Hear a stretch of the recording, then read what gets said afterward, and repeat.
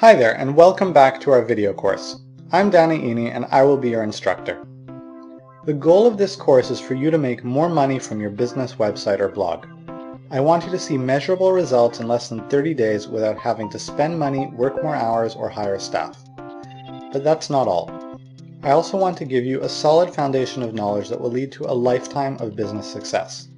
That's why I'm teaching you my business optimization framework, which outlines the 5 components that are universal to every business and website.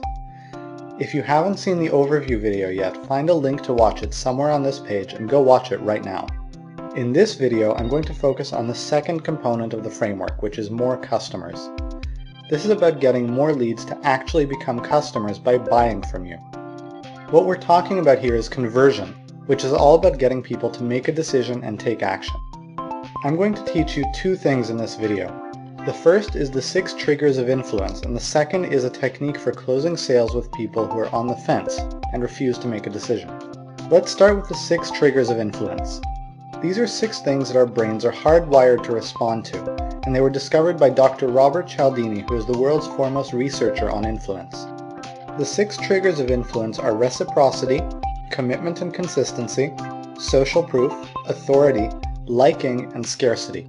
Let's talk about them one by one, starting with reciprocity, which is all about the natural inclination that people have to repay kind in kind. If somebody does something nice for you, you feel the urge to do the same for them. That's why you're offered a coffee or soda when you walk into a car dealership. As silly as it sounds, they know that if they give you a drink, you're more likely to want to do something for them, like buying a car. The next trigger of influence is commitment and consistency, which basically means that we want to be consistent with our past actions. For example, if you ask people whether they're the sort of people who will seize an opportunity to grow their business, and they say yes, they're more likely to actually take action when presented with an opportunity further down the line. So let me ask you, are you the sort of person who will seize an opportunity to grow your business? The next trigger is social proof, which is about wanting to do what other people are doing. If you can show your prospects that other people like them took action and bought what you're selling, the prospects are more likely to do the same. The next trigger of influence is authority. This is about our natural tendency to trust experts and whoever seems to be in charge.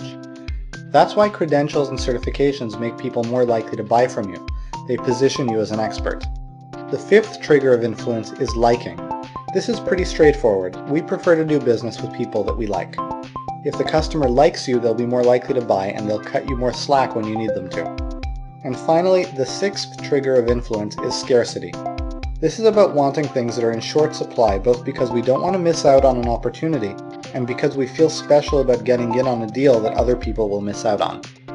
Now let's talk about how you can use the 6 triggers of influence to get more customers.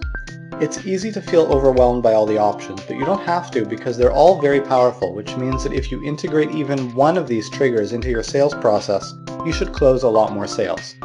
To help you out, I've created a special Triggers of Influence worksheet. You can use it to find which triggers of influence you're already making use of, and which trigger you can add most easily to your sales process. I want you to download and print it out and spend 30 minutes sometime today filling it out. Now let's talk about the technique for closing sales with people who are on the fence. You know the kind of people I'm talking about. You've met with them and talked to them about how you might work together. They haven't said no, but they haven't said yes either. They've always got an excuse for why they aren't ready, and they're slow to answer your emails and calls if they answer them at all. This can be very frustrating for you, the business owner, but what you need to understand is that the reason they're behaving this way is that they have concerns about doing the deal, which they haven't shared with you. If you don't get them to share those concerns, the deal probably isn't ever going to happen. There's a simple way to get them to share those concerns with you. All you have to do is ask them the right questions. It's sometimes better to do it over the phone, but email will usually work too. Here's what the email should say. Dear person's name, I'm writing to follow up about, and here you insert details of the project. I feel like I'm getting mixed signals from you about whether you're really interested in doing this. You sometimes seem enthusiastic and excited, but you're also very non-committal. I guess I'm just asking whether you're interested in doing this or not. It's perfectly fine if you aren't, I just want to know. Please let me know what you think and your signature information. Sending an email like this makes a lot of entrepreneurs uncomfortable because they're afraid that they're being too pushy and that they might lose the sale. But the truth is that you aren't being pushy, you're just asking them to make a decision one way or the other. there are two possible outcomes to sending this email. Either they'll tell you they aren't interested, in which case they were never really interested to begin with and there's nothing you could have done to make the deal, or they will share an objection with you. Now, without having heard about the objection, you couldn't do anything about it, but once they share it, you can address that objection and close the deal. Don't improvise or edit the email. Take it exactly the way it is, customize it where appropriate, and send it out. And of course, you can download the email template on the page below. So that's your homework for today. First, use the Triggers of Influence worksheet to find one trigger that you can add to your sales process. Second, send that email to anyone who's been stringing you along and refusing to make a decision. We're almost done, but before we wrap up, I just want to remind you that even though this video course is free, that doesn't mean that it isn't valuable.